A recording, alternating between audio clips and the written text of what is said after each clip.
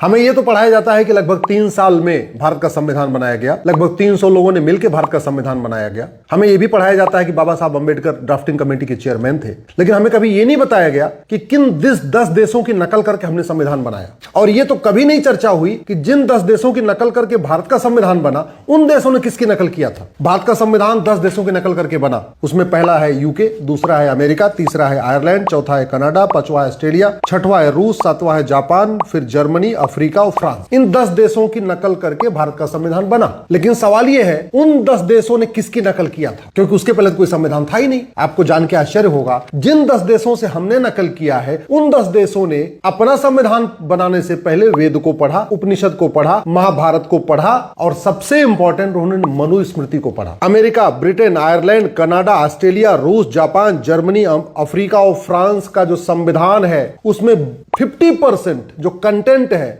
वो मनुस्मृति से लिया गया। और हमारे देश में मनुस्मृति का अपमान भी किया जाता है। हमारे देश में मनुस्मृति बच्चों को पढ़ाई भी नहीं जाती। यूरोप, अमेरिका, ब्रिटेन, जर्मनी में आज भी मनुस्मृति को पढ़ाया जा रहा है, ला के कोर्सेज में शामिल किया गया है।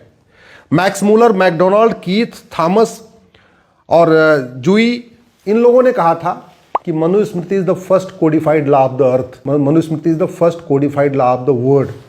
और हमारे यहां इसकी कोई चर्चा ही नहीं हो रही है, उल्टा अपमान और किया जाता है।